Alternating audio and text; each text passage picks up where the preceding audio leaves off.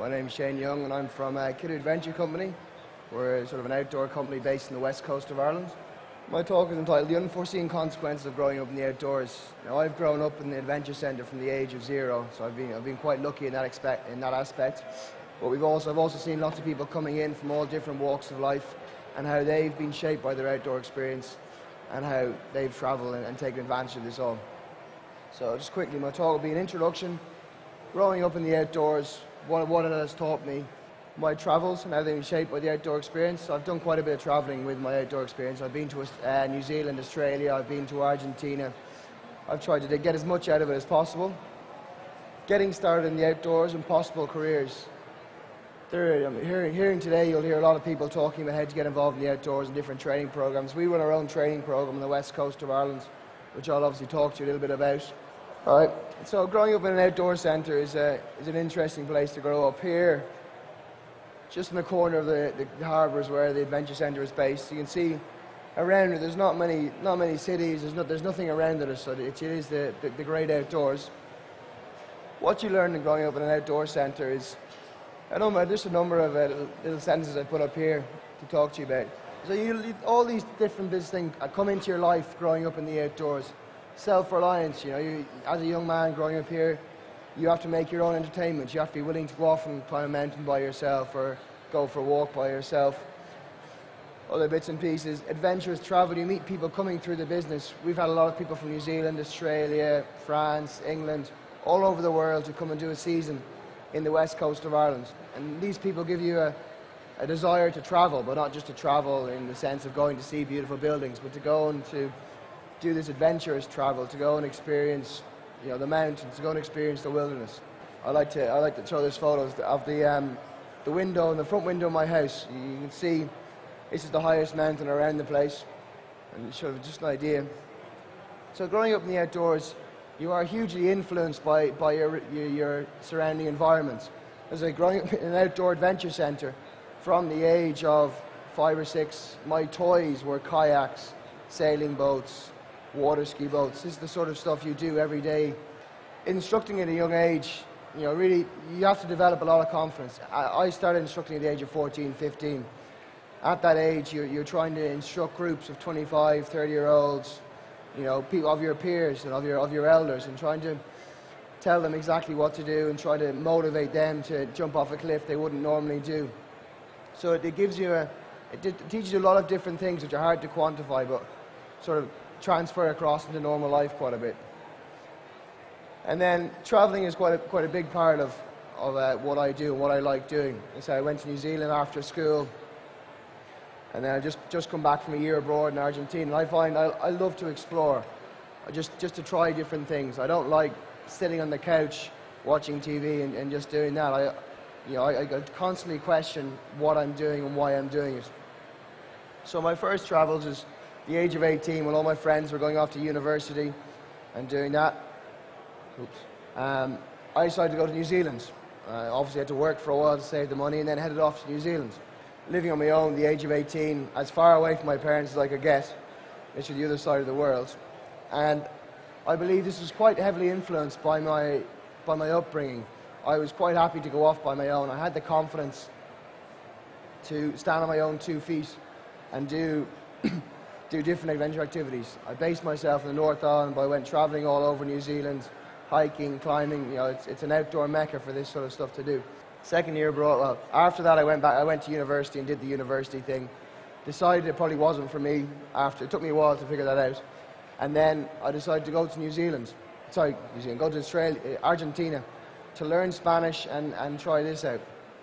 So the challenge was to learn Spanish, and my reward to myself for learning Spanish was a sort of 2-month hiking holiday around Patagonia, which is just sort of an example of what the scenery is like down there.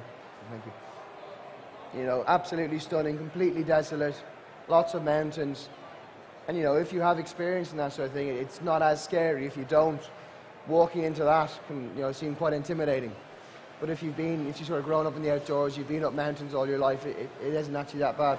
What I'm doing now is I've come back from this year in Argentina with lots of ideas and lots of different things, and now I'm lucky enough to be able to come back to Killary and have a job waiting for me in Killary. So I've gone back to that now. I'm doing a bit of instructing, a bit of this and a bit of that. I'll come on to later on the sort of the career opportunities you have in Killary, but there's numerous different parts which you can come into. Training in Killary, what we offer is ITCs, instructor training courses. This being sort of a couple of the mountains you'll be going up on your training. What we offer is 6 months of outdoor training, mostly based on the west coast of Ireland, through Connemara, North Donegal, climbing in the Burren, kayaking on rivers, kayaking on the Atlantic Ocean, different options. Northern Spain we do, because it gets a bit cold on the west coast of Ireland in the middle of winter, so we do a 2-week climbing or 2 or 3 week climbing trip to northern Spain, some of the crags in northern Spain, which is quite different. Skills covered include all the above here: kayaking, rock climbing, mountain skills, first aid, paraboating. What the course is designed to do is give you sort of a broad spectrum of what to do, what you can do in the outdoors. You can be involved in the water side, hiking side, climbing side. There's so many options, it's quite hard to pick and choose straight off. So we give you this number of options, and we train you up to a certain level in this to enable you to go off and keep qualifying, keep training, and keep advancing. What you get for money is you get obviously qualified professional instruction. We have people on site who do most of our training. If we need a specialist piece of training, we'll bring someone in, always fully qualified guides, depending on what system we're working in. Some of the awards are based in the English system, some are based in the Irish system, depending on the crossover between bodies. All the equipment for the course, we've been running these courses for the last 7 years now. We originally ran them for the Irish government. Now we've moved on to running them for ourselves. So as I say, over the years we've collected all the course equipment, kayaks, all your climbing ropes, harnesses, all this is included. Careers advice, we'll sit you down in the after about 3 or 4 months of your course and try and figure out which direction you want to go in, what you enjoy about it. And then there is work experience. The Killary Adventure Company, where I work, is based around an adventure centre with a permanent staff of about 10 and rising to about 50 in the middle of the summer. So there is opportunities in all different aspects of this. Accommodation, this is the accommodation block, so it's quite nice when the sun's out. Cheap cost of living, it's on the west coast of Ireland. Our country's pretty broke at the moment, I'm sure you know, so everything's getting cheaper and cheaper. Unspoiled countryside, there's no industry or no big towns or anything in the west of Connemara. It's pretty remote and sort of pretty out there. Accommodation, sorry. Warm weather climbing in Spain, which is always a bonus. Climbing the wet crags in the west of Ireland, while it teaches you vital skills and everything, it's nice to have a bit of a change and to go warm weather climbing in Spain, just to break it up a small bit. Variety of career paths available within Killary, which I'll get onto on one of the later slides. But within our business, we have the main adventure business, and then lots of branches and offshoots of this which are available to all the different people who come through. Oh, this is a bit better a picture. This is Killary down here in this forest. So all your kayaking, modern kayaking will be done down here, climbing all over these mountains. And it's a quite nice shot to sell it. So this is the different job paths within Killary. What we have is, see, the main centre there is Killary Adventure Centre, which is our main business, and that's been going for 30 years now in the west coast of Ireland. Originally started, with an old farm shed on the west coast and grown into what you saw on the first slide there, which is quite a modern grass-roofed building. Then we have Gale Force Events, which is actually what t-shirt I'm wearing at the moment, which is our adventure racing business, which is growing at the moment. Last year we had 5,000 people going through 3 different events. This year we're adding new events and we're hoping to get that number up to 8,000. So that's obviously another career path for people who don't want to just be instructing. We have budget ski and surf holidays, where we organise ski holidays in France, we organise surf holidays in Canary Islands. Killary Corporate, we work with companies such as Google in Ireland. They do a lot of their team bonding sessions with us. Connemara Adventure Tours, which is where we get a lot of people come to do the adventure tour business is French, and they come and do a week-long or 10-day cycling around Connemara, hiking. Killary Adventure Company. Just a little idea of what we do. Anybody's interested, the website is killaryadventure.com. Anybody's really interested, you can come and visit on the west coast of Ireland, from London You can fly into Knock Airport, and from there we're about an hour and a half away from there. This is just like I say, this is our instructors. This is probably not an activity we do, but this is the instructors on a summer's evening in the west in Killary. You know, cliff jumping. All the equipment is there for you after your long day's work. You can go off and go do this, go kayaking, go sailing. A lot of different options. You were saying that you get a broad range of qualifications in the 6 months. If you decide, like after 4 months or so, the area that you like most, can you start specialising straight away, or would you still do everything at that stage? You're still doing everything. 6 months is quite, for all the stuff we're doing there, 6 months is quite a short period to cover it all. So we really recommend that you do everything to the end. Working in the outdoors, even if you specialise in, for example, mountain skills is where you want to go, it's quite good to get hired into a centre if you can say, yes, I have a kayaking qualification as well. Maybe you're not interested in teaching kayaking, but it puts you in there above any other instructor who is just mountain trained and can't do anything else. So we really encourage you to try and get all the qualifications that we offer here, just so that afterwards, even if you don't really like even if you don't really like it, you still have that qualification to help you get a job afterwards. Thanks. Thanks. Anyone else got a question for Shane? At the end of the 6 months, what are the qualifications that you can leave with? I have at the top of my head, I can't remember them all, but there's the Irish Canoe Union Level 3 kayaking. What we train you for in rock climbing is a single pitch award training.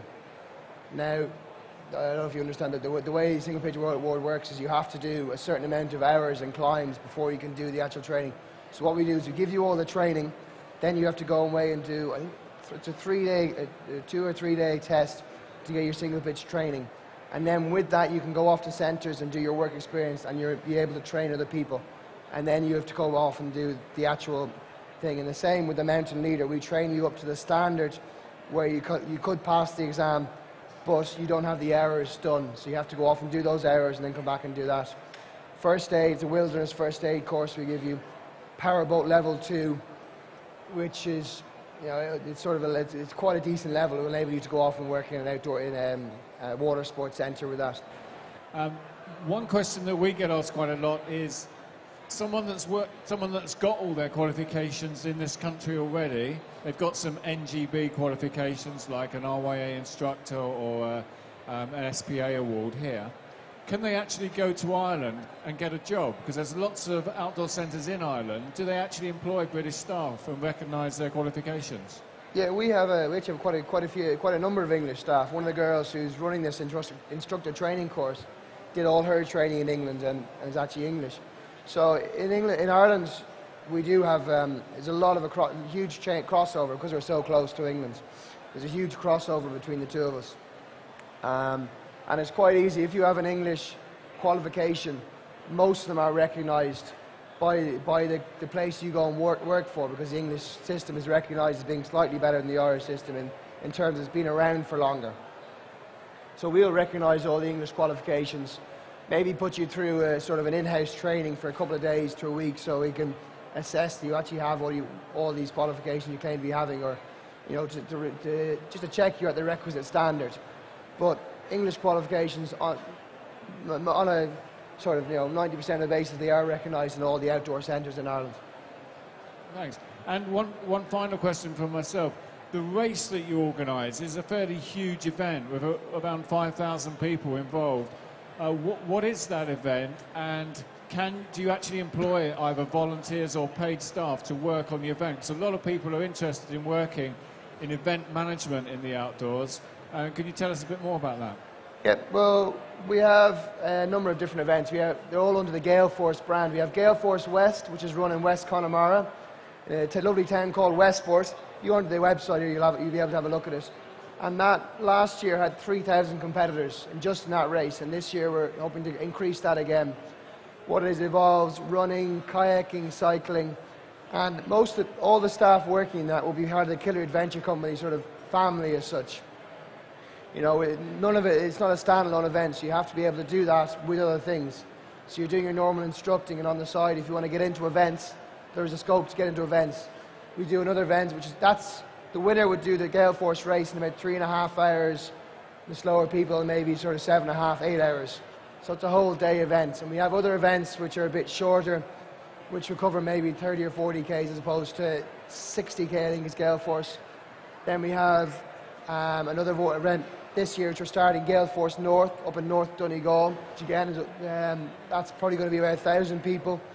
We have another event we do around our own business, sort of a turf guy it's called, lots of different activities through the bog, getting wet and muddy, climbing walls, sliding down stuff, whatever you want. Lots of fun events and lots of different ideas. We're always open to ideas. If you come into a manager and say, I have this idea, you'll be listened to and people will talk to you about it.